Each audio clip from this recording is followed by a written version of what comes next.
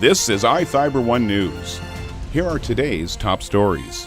As a weekend snowstorm exits the inland northwest Monday morning, the next winter storm is now on its way. An amended version of Washington's controversial use of force bill is now law in Washington. The future of tourism in north central Washington is going digital.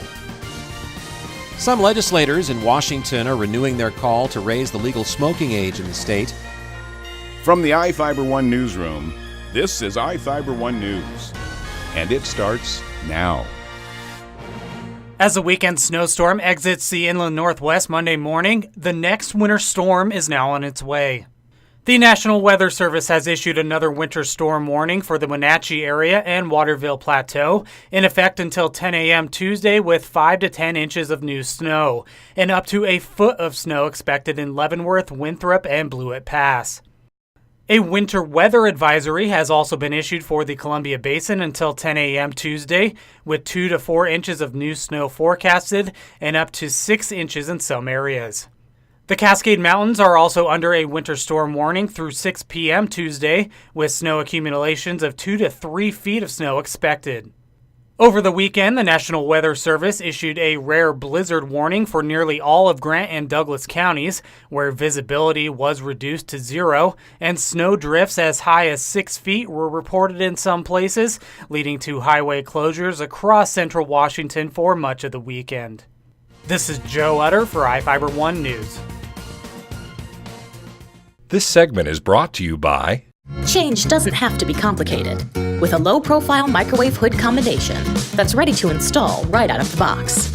It fits in the same space as your under-cabinet hood, so you can get your microwave off the countertop and make space for the routines worth keeping. The low-profile microwave hood combination, from the #1 selling appliance brand in the USA. Whirlpool Appliances, now available at more furniture in Ephrata. An amended version of Washington's controversial use of force bill is now law in Washington. On Monday, February 4th, Governor Jay Inslee signed the fix to amend Initiative 940, which became House Bill 1064. And this bill, which passed unanimously in both chambers, doesn't fix everything, far from it, but it is a start. And it is a message that when people listen to each other and open their hearts to each other, justice can move forward. And that is what's happening in Washington State today. It's a sign that we can have difficult conversations and that good things can come of it. It's a sign that we can dismantle ancient difficulties and ancient fears and ancient practices to move forward to the brighter days of justice. The new bill clarifies language on the good faith standard for use of deadly force, tightens up independent investigation requirements, and stresses that cops can secure the scene and ensure public safety before rendering first aid to someone they've used deadly force on.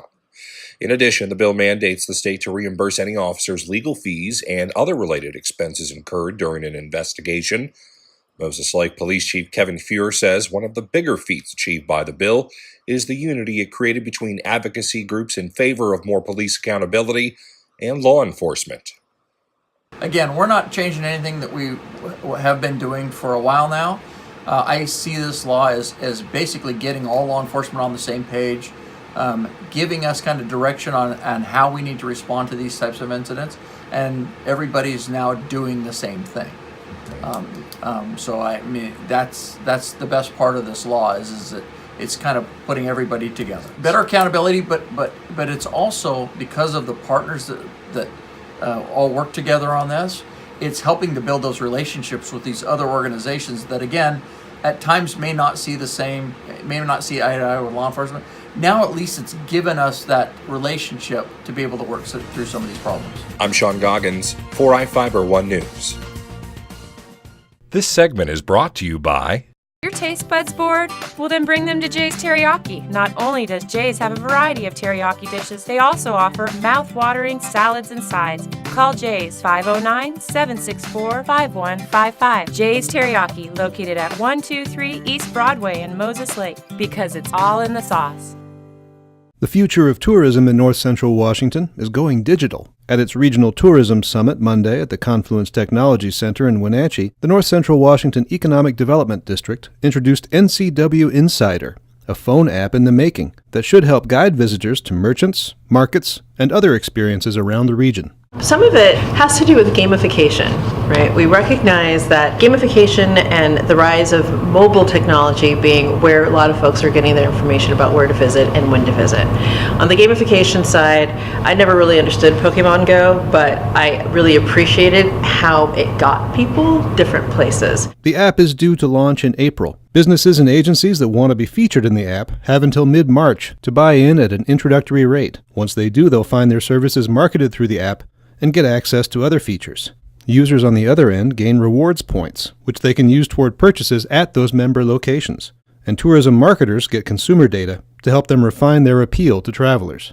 So right now what we're doing is offering 2 years for the price of one site fee for businesses to kind of populate the site.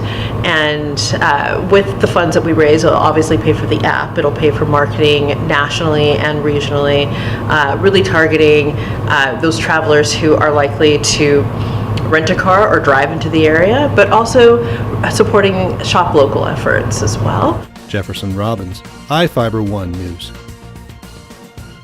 Some legislators in Washington are renewing their call to raise the legal smoking age in the state.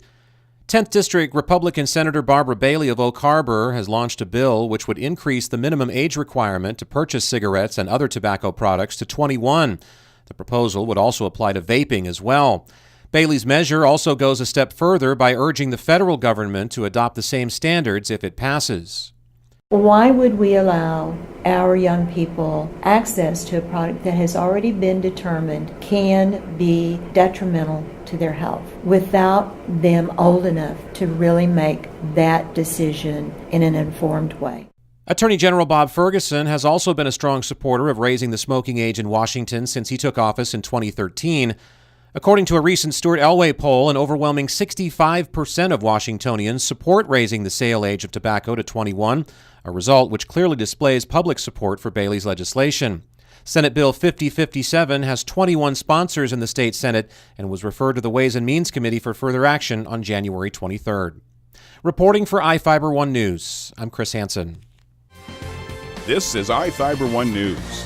For more information on these stories and other news, visit us online at iFiber1.com or check us out on Facebook.